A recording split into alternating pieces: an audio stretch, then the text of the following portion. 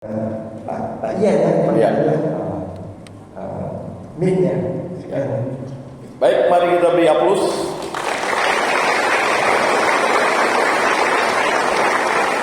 Masih ada waktu kurang lebih 27 menit. Saya akan membuka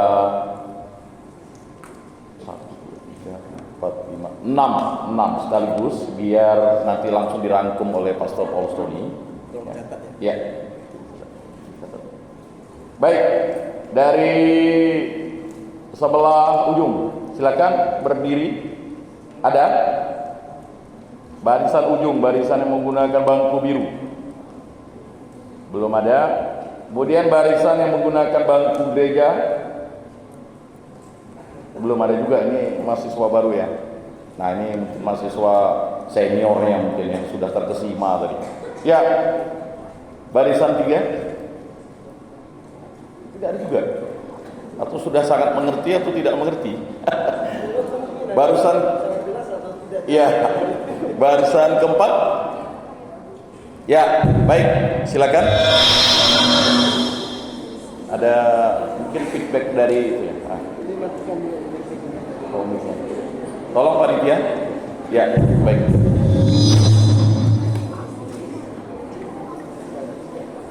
Ada bocor. Ya, sebutkan nama, lalu semester berapa? Baik, selamat pagi untuk kita semua. Pagi. Pertama, saya mengucapkan banyak terima kasih kepada narasumber dan moderator yang telah memberikan kesempatan kepada saya untuk bertanya. Perkenalkan, nama saya Ananda Nur Hidayat Dwi Putra Komara. Saya mahasiswa aktif dari PKK 2 semester 5.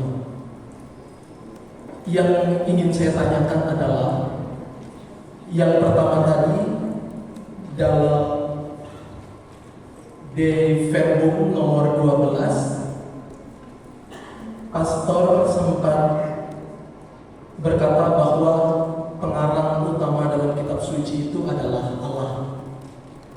Pertanyaannya, bagaimana penjelasan yang konkret yang dapat membuktikan bahwa Allah itu merupakan pengarang yang utama? Kemudian yang kedua, terkait dengan penafsiran kitab suci, apakah setiap kata dalam teks kitab suci itu semuanya dibutuhkan penafsiran? Lalu kemudian saya sebagai mahasiswa ketika akan membuat suatu khotbah, ketika saya menafsirkannya menurut tafsiran saya sendiri, apakah itu merupakan tafsiran yang sah atau tidak? Sekian dan terima kasih. Baik, terima kasih. Dari baris keempat, silakan. Ada ya? Oh, tadi udah berdiri. Silakan. Menggunakan speaker? Ya. Mungkin satu mic saja ya, karena ada storing ini.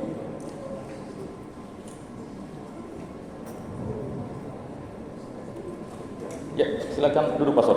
Terima kasih Romo, terima kasih moderator telah memberikan kesempatan bagi saya untuk bertanya. Perkenalkan, nama saya Donatus Bartolo, mahasiswa semester 5 PKK 4. Yang saya ingin tanyakan, kita semua, seluruh umat Katolik pastinya memperingati bulan kitab suci pada bulan ini atau bulan September. Tetapi banyak dari antara kita belum tahu historis tentang bulan kitab suci atau apa tragedi yang menyebabkannya. Yang ingin saya tanyakan, apa yang latar belakangi terjadinya bulan kitab suci? Terima kasih. Ya, kita beri tepuk tangan. Silakan baris selanjutnya. Ya, silakan.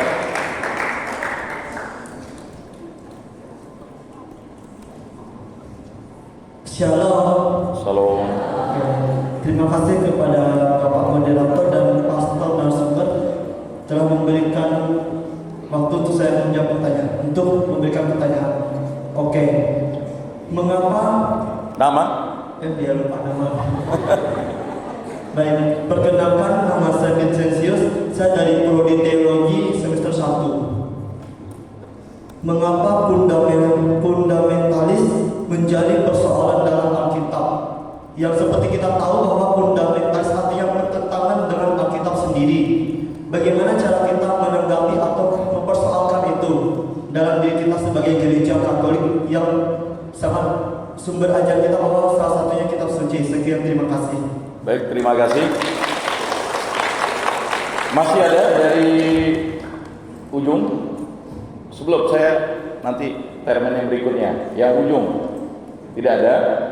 Oh, ada. Silakan.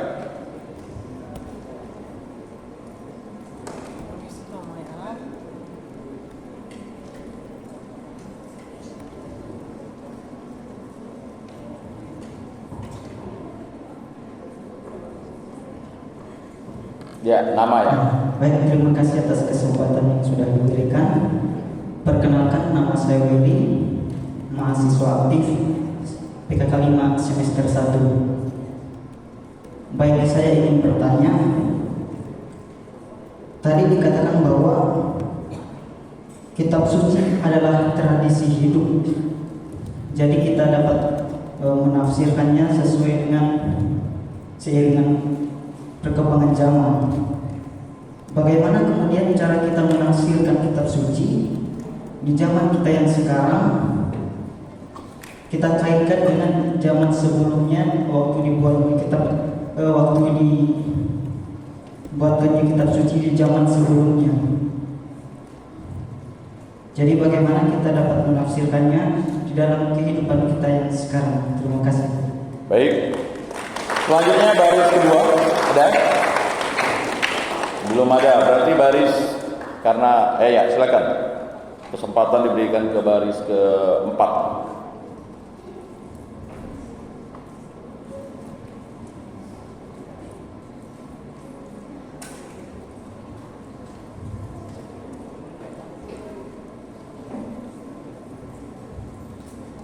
Baik, terima kasih moderator waktunya. Perkenalkan, nama saya Elvidius Nariwibowo, mahasiswa PKK 5 semester 5. Izin mau bertanya saya mengenai wahyu. Jadi dikatakan dalam Deverbum tadi bahwa Allah sebagai penulis utama, kemudian manusia itu adalah bagaimana manusia menuliskan wahyu itu dalam bahasa manusia. Pertanyaan saya, tentunya manusia menuliskan wahyu itu berdasarkan dari inspirasi Roh Kudus yang kemudian tertulis dalam Alkitab. Ketika kita melihat dalam kitab suci Perjanjian Lama, Perjanjian Baru tidak terlepas dari yang namanya budaya. Kalau kita lihat dalam Perjanjian Lama sangat erat sekali dengan tradisi bangsa Yahudi. Jadi pertanyaan saya, apakah budaya-budaya yang ada secara kontekstual di suku Dayak, misalnya dalam tradisi berobat kampung ataupun tradisi-tradisi yang ada yang dilestarikan, itu juga merupakan wahyu yang diterima namun dengan latar belakang budaya yang berbeda. Begitu, terima kasih. Baik, kita beri aplaus kepada semuanya. Silakan mic-nya diserahkan kembali kepada pastor. Baik, pastor, ada 5 penanya ya. Nanti kita akan bedah satu-satu. Yang pertama adalah Ananda semester 5. Ini 3 pertanyaan ya. Yang pertama tentang Dei Verbum, tadi yang ke-12. Pengarang utama dalam kitab suci adalah Allah. Bagaimana penjelasan yang konkret? Yang kedua, apakah setiap kata dalam teks kitab suci butuh penafsiran? Yang ketiga, sebagai mahasiswa bagaimana membuat khotbah yang kontekstual? Seperti itu. Baik, saya langsung saja ya. Ya. Supaya tidak langsung tidak bingung nanti dengan. Ya, baik. Tadi dalam teks 2 Timotius sedikit bisa ditayangkan kembali.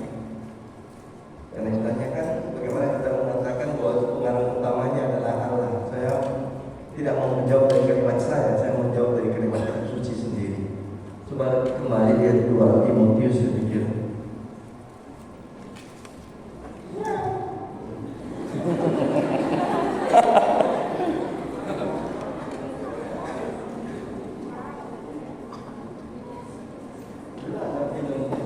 Tentang kucing yang nakal itu. Ini dari ilustrasi ini. Mundur. Kitab suci. Oke, sini dia. 2 Timotius 3:15-17. Ingatlah juga bahwa sejak kecil engkau bla bla bla bla. Ayat 16. Seluruh kitab suci diilhamkan Allah. Nanti di dalam Deuteronomi nomor 11, ini teks dari 2 Timotius dikatakan di sini. Artinya apa yang ada dalam teks itu datang dari Allah. Tidak harus Allah berbicara langsung di telinga. Ini kita bicara inspirasi kan. Bagaimana gereja Katolik mengartikan inspirasi berbeda dengan tradisi agama sebelah. Ada yang mengartikan inspirasi lebih pada langsung mendengar dan menyalin. Bukan begitu cara gereja Katolik mengartikan inspirasi. Yang jelas sumber tetap langsung dari Tuhan, tetapi memakai berbagai sarana manusia dengan segala kelebihan dan kekurangannya. Dalam teks Deuteronomi 11 akan dikatakan, dan seluruh kitab suci baik sebagian-bagian dan keseluruhannya dalam teks yang sama dikatakan itu datang dari Allah. Jadi teks teks Timotius mengatakan yang jelas teks itu datang dari Allah, dan itu ditegaskan ulang dalam Deuteronomi nomor 11. Pengaruh utama dari Allah karena sumbernya itu dari Allah, tetapi Allah tidak berbicara langsung lalu kemudian muncullah teks itu di buku atau di perkamen atau di papirus. Dia memakai tangan manusia, dan manusia menulis itu manusia konkret sesuai dengan kelebihan dan kekurangannya. Jadi misalnya penulis Kidung Agung, dia suka memakai puisi, maka digambarkan teks sabda Allah dengan gaya puitis. Mazmur, penulis Mazmur, gaya doa dia pakai. Paulus suka memakai surat, maka dia memakai teks kitab suci dalam bentuk surat. Para penginjil suka bercerita, maka mulailah cerita.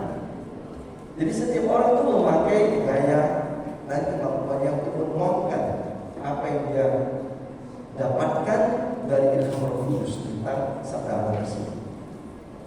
Ya, cukup jelas ya? Tadi yang bertanya tentang itu. Yang kedua, apakah harus semua kalimat, semua kata? Kalau kita tadi bicara tentang kata-kata kunci, maka itu berarti bahwa tak perlu kita misalnya satu perikop bacaan kemarin ada berapa ayat itu, lalu kita harus terangkan dalam khotbah, ya, kita cukup waktu kita kan. Paulus mengatakan jangan lebih dari 8 menit kan. Artinya jangan terpanjang. Carilah inti dari bacaan tersebut. Carilah apa yang menjadi pengikat dari bacaan itu. Tetapi hati-hati. Hari ini saya menemukan bagian intinya ini. Nanti 2 tahun lagi atau 1 bulan lagi, 3 hari lagi atau 2 minggu lagi, bisa jadi bagian intinya itu bunyinya lain. Kenapa? Karena seluruh teks itu punya makna. Hanya mengapa saya menemukannya pada hari ini demikian? Karena pengalaman nyata saya berpengaruh di situ. Pengalaman hidup saya berpengaruh di situ. Itu menuntut dan dipakai Tuhan juga untuk membantu kita untuk merangkum, untuk menyaring, mengintisarikan suatu perikop yang kita lakukan. Oke? Jadi semua kata itu punya makna, tetapi jangan semua diterangkan karena tidak cukup waktu kita. Lalu yang ketiga tadi apa dikatakan? Sebagai mahasiswa, bagaimana membuat khotbah yang kontekstual sesuai dengan tafsir pribadi? Itu hampir sama dengan pertanyaan yang terakhir ya. Ya. Kitab suci itu mempunyai 2 teknik, eksegese dan hermeneutika. Eksegese berarti kita mengambil teks asli keluar keluar dari teks itu. Nah, itu biasanya mencoba untuk mencari teks asli, makna teks asli dari penulis pada saat itu. Ini maksud Paulus apa ketika bicara tentang selingkuh? Ini maksud Yesaya apa ketika bicara tentang perempuan muda itu? Jadi sedapat mungkin kita mencari teks yang paling dekat, makna teks yang paling dekat dengan maksud asli dari penulis. Itulah tugas pertama guys. Lalu hermeneutika ialah bagaimana teks ini berbicara kepada saya pada zaman saya di tempat saya sekarang. Itu bagian hermeneutika. Walaupun sekarang orang sering mencampur-adukan hermeneutik, hermeneutik, oke lah, tidak masalah. Tapi kata itu sendiri sudah ada artinya. Tarik keluar. Exegesis, mencoba menarik arti itu keluar. Itu maksud asli. Hermeneutika bagaimana saya melihat teks itu berbicara dengan situasi saya sekarang di sini. Jadi teks aslinya begini. Waktu itu kita sebutlah Herodes menangkapi anak-anak, membunuh anak-anak. Kemudian Yesus diselamatkan dengan melarikan diri ke Mesir. Atau teks yang lain lebih gampang lagi, orang Majus datang bawa persembahan kepada Yesus. Membawa apa tadi? Emas, kemenyan, mur. Apa arti emas? Yesus adalah raja karena mahkota emas, segala perhiasan emas. Kemenyan,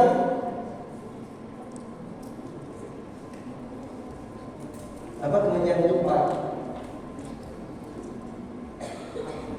Dupa dipakai untuk wangi-wangian, untuk apa? Untuk mempersembahkan sesuatu kepada Tuhan. Yesus diakui raja dalam emas. Yesus diakui sebagai apa? Dengan kemenyan, dengan dupa Allah. Persembahan kita kan kita lupai dibawa kepada Tuhan. Yesus adalah Allah, anak-anak.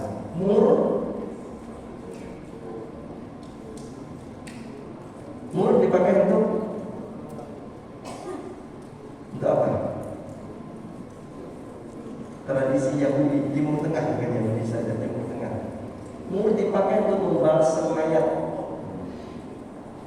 Makanya waktu pasca pagi-pagi perempuan-perempuan datang ke kubur Yesus membawa mur untuk melengkapi, karena Yesus dikuburkan dimakamkan dengan bulu-bulu karena sudah mau Sabat.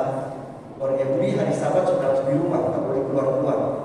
Seluruh hari dari Jumat sore sampai Sabtu sore itu sudah Sabat, tidak boleh di luar rumah kecuali sinagoga. Sudah itu pulang. Jadi tidak ada alasan jadi jual hari Minggu. Tidak ada makan-makan dengan ketemu teman-teman hari Minggu. Tidak ada diskusi hari Minggu. Jadi mereka hanya berdoa dan di rumah. Nah, karena itulah perempuan-perempuan itu pagi-pagi masih mau melengkapi setelah hari Sabat lewat. Mur itu belum cukup mungkin, tapi sudah ada mau dilengkapi. Mur itu untuk membalsam mayat. Yesus manusia yang akan mati, Mesias yang akan mati untuk menyelamatkan manusia. Karena itu tiga makna kitab suci eksegesi waktu itu. Kita bisa sebut eksegesi waktu itu. Nah sekarang bagaimana itu kita tafsirkan sekarang pada situasi kita sekarang? Yesus tidak ada lagi. Yesus sudah bangkit. Nah kita kaitkan emas kemenyan mur bisa dengan makna beda-beda. Hermeneutik masa kini ada yang menafsirkannya sebagai dikaitkan dengan apa? Dengan tiga keutamaan teologi: iman, harap, dan kasih. Ada lagi yang menafsirkan sebagai perbuatan-perbuatan moral, keutamaan-keutamaan moral. Jadi teks itu memberi kemungkinan kepada kita sesuai dengan perjalanan hidup kita di dunia ini, sesuai dengan pengalaman kita di tempat kita berada. Jadi dengan demikian, tak usah takut bahwa kalian harus terpaku mati kepada arti asli dari teks kitab suci. Biarkan Roh Kudus berbicara supaya kalian bisa mengartikan, oh emas sekarang itu bukan lagi pada arti, walaupun tetap makna aslinya Yesus adalah Raja. Nah sekarang bisa kita artikan emas itu dalam arti yang lebih baik untuk hidup kita, supaya kita bisa praktekkan. Begitu juga umur itu, begitu juga kemudian itu. Jadi terbuka, itulah hari terbuka.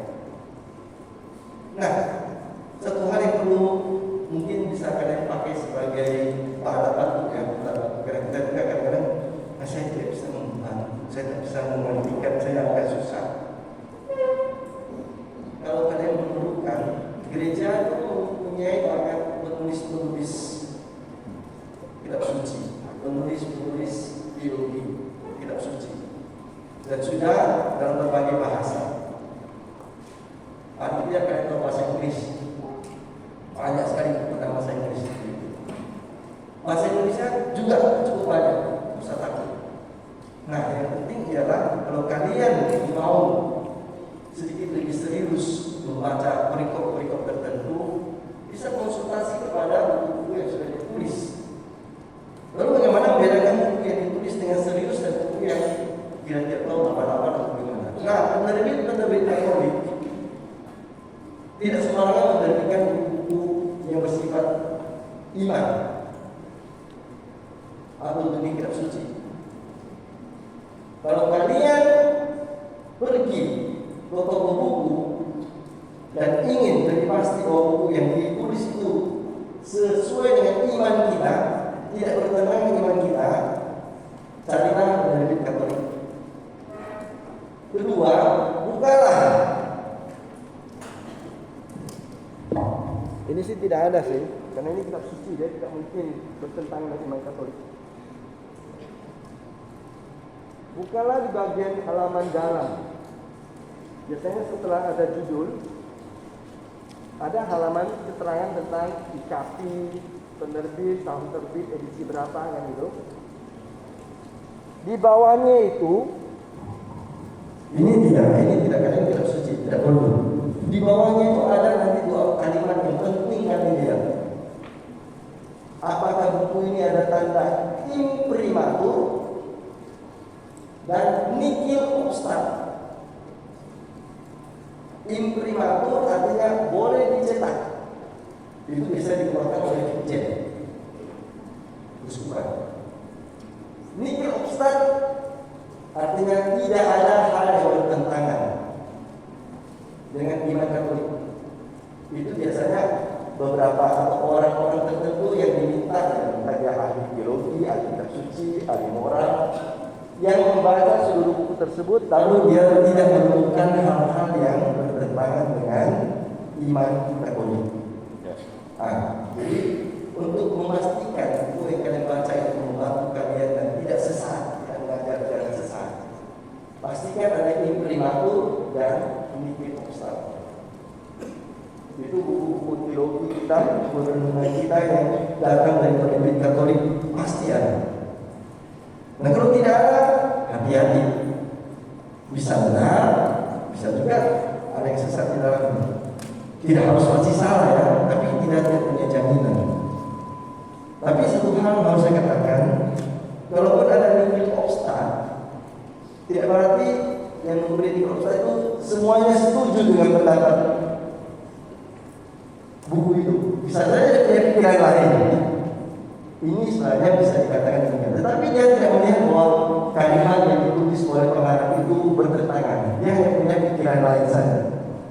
Jadi kalau saya memberikan tanda nihil obstat, saya tidak berarti setuju 100% dengan isi buku itu. Karena itu juga pendapat penuliskan. Hanya saya tahu bahwa pendapatnya tidak bertentangan dengan iman Katolik. Jadi itu penting untuk kalau kalian mau membeli buku-buku teologi, tafsir kitab suci, buku moral atau apa namanya, cari di Katolik dan halaman-halamannya itu ada dua kalimat tadi. Imprimatur oleh siapa, dipersat oleh siapa. Terus Baik, pertanyaan ini bisa dijawab oleh pastor sekaligus, kecuali pertanyaan Donatus nanti dijawab pada sesi berikutnya karena latar belakang PSN. Untuk Vincentius, bagaimana fundamentalis menanggapi menafsir kitab suci? Kemudian dari Willy, bagaimana menafsir kitab suci zaman now? Kemudian yang ketiga, bagaimana tradisi Dayak berobat kampung, apakah wahyu? Karena tidak ditulis dalam kitab suci. baik. Wahyu sudah selesai ditutup pada abad keempat. Jadi tidak ada wahyu tambahan lagi. Dalam tradisi gereja sudah disepakati tidak ada lagi tambahan-tambahan. Yang bisa adalah bagaimana kita melihat budaya kita. Apakah itu sejalan dengan teks kitab suci? Bukan artinya kalimat-kalimatnya, tapi isinya. Jadi kalau seandainya kita ada budaya kita itu tidak bertentangan, maka itu bisa kita pakai. Tapi kalau misalnya budaya itu menyimpan tanda tanya atau mempunyai makna yang mungkin agak bertentangan dengan arti kitab suci, nah hati-hati, jangan sembarangan. Walaupun kita tahu bahwa inkulturasi sangat ditekankan oleh gereja sekarang, bahwa kita membaca teologi kitab suci dengan bahasa dan budaya kita bagus, tapi kita harus selidiki dengan baik. Apakah ada makna tertentu di balik tradisi ini? Apakah ada arti tertentu yang mungkin tidak cocok dengan makna iman kita? Nah, kalau ada sesuatu yang tidak begitu sesuai, kita harus hati-hati, tidak langsung menciplak itu dalam mengerti yang kata lain, oh Tuhan kan tidak bersama dengan budaya saya. Ya, nah, tetapi tidak semua tradisi budaya kita juga bisa menjadi jalan kehidupan kita.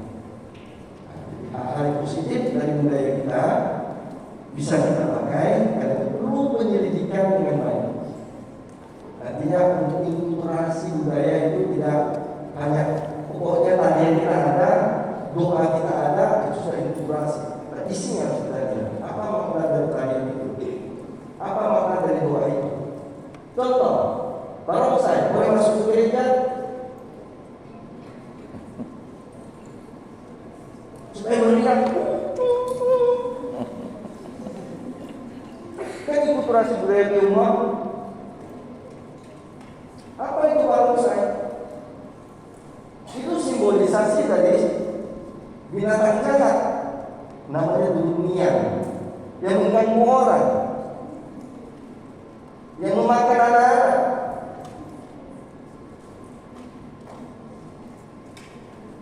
Jadi tidak cocok barongsai masuk ke gereja. Di luar gereja boleh, tapi tidak dalam gereja. Akhirnya jangan asal, wah ini cocok nih supaya lebih meriah, pakainya merah.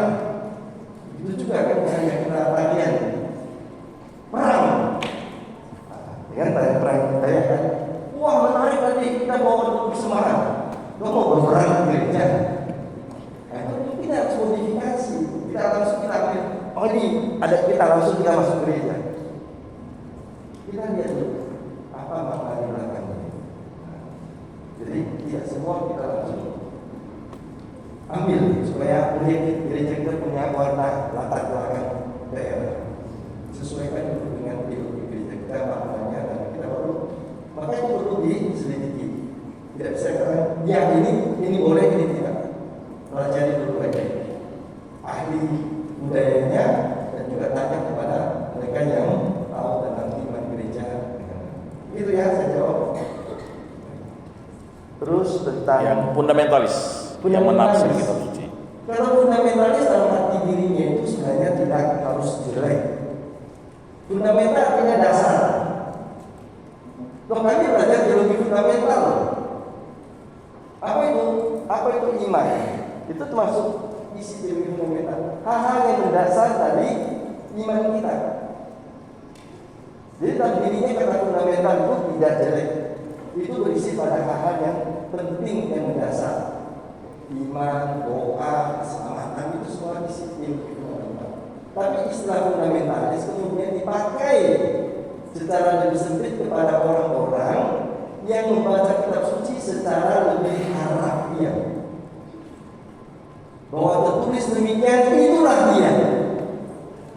Jadi mereka itu tidak mau menerima pendekatan ilmiah dalam inspirasi. Bahwa Allah bersabda dengan berbagai cara. Maka tadi dikatakan ada jenis-jenis sastra. Kalau kita membaca jenis puisi, jangan kita langsung bayangkan begitulah ditulis. Yesus pun sendiri memakai gaya sastra tadi. Analogi itu, kalau kamu membuat skandal anak kecil, lebih bagus batu pilang dan buang ke laut. Memang Yesus maksudnya demikian? Tidak. Tapi maksudnya itu memberikan suatu perhatian ini. Bahwa kita ini dosa lebih besar. Kalau kita mencelakakan anak kecil, maka hukuman kita itu keras. Masa Yesus menghendaki semua orang dicubit matanya, dipotong kakinya, mulutnya, telinganya, ini semua bisa jadi sumber dosa kan itu. Secara logika kan yang kita tahu mungkin Yesus begitu. Dia sendiri datang menemukan semua orang yang sakit. Masa dia mendaki semua orang datang ke Yesus ke surga dengan tubuh yang tidak berbentuk apa-apa lagi kan itu. Walaupun masih ada bentuknya. Nah itu. Jadi mereka itu orang-orang yang mau membaca kitab suci itu secara harafiah. Allah menciptakan dunia ini 6 hari, ya 6 hari. Jadi mereka itu tidak mau menerima bahwa dunia ini punya waktu yang cukup panjang untuk berkembang. 6 hari itu jangan dibaca jam 00 sampai jam 00 begitu. Hari pertama itu artinya suatu periode waktu tertentu. Ya kita tidak tahu berapa tahun, berapa puluh tahun, berapa ratus tahun, tapi hari pertama. Hari kedua, artinya semua diciptakan oleh Tuhan dengan tujuan yang jelas. Maka diulang hari pertama, dan Allah menciptakan itu dengan baik. Maka setiap hari dikatakan Allah melihat itu baik. Dan ketika dia menciptakan manusia, Allah melihat itu amat sangat baik. Tekanannya ialah ciptaan manusia jauh di atas ciptaan-ciptaan lainnya. Yang fundamental setia 6 hari ini. Bahkan kalau mereka cari jam berapa, tanggal berapa, tahun berapa. Bukan begitu cara baca kitab suci. Karena ini buku yang datang dari renungan, refleksi iman dari orang-orang yang dipilih oleh Allah dengan perjalanan waktu yang begitu panjang. Begitu panjang. Jadi jangan dibaca detek orang Belanda, harafiah. Ada bagian yang mungkin kita bisa mengertinya secara harafiah. Cerita misalnya, oke. Tapi ada bagian yang memang punya makna simbolik tertentu. Coba kalau kita baca kitab suci secara harafiah, kita Wahyu, memang ada makhluk seperti yang digambarkan itu. Kepalanya 7, matanya 10, bentuknya 6. Ada berapa sebesar kuda?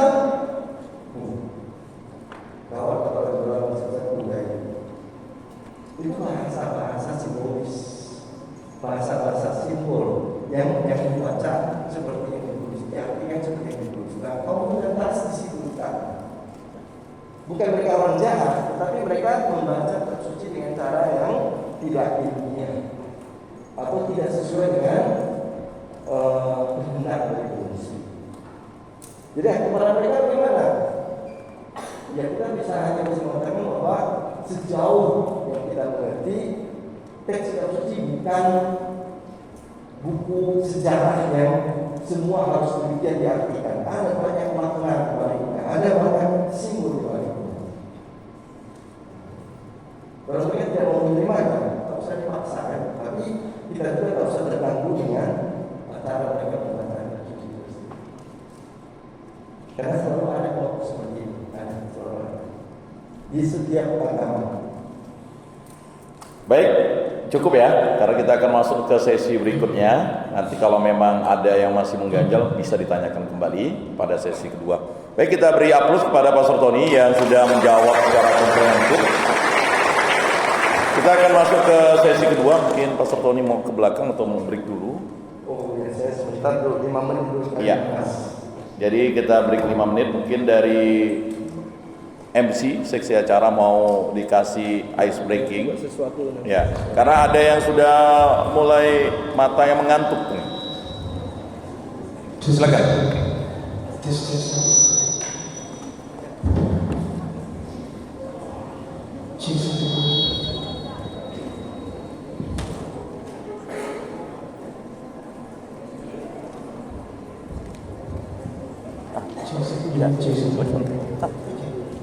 Bagi teman-teman yang ingin keluar, kami persilakan waktu untuk keluar, dan bagi yang ingin mencicipi snacknya silakan teman-teman sebelum kita memasuki ke sesi kedua yang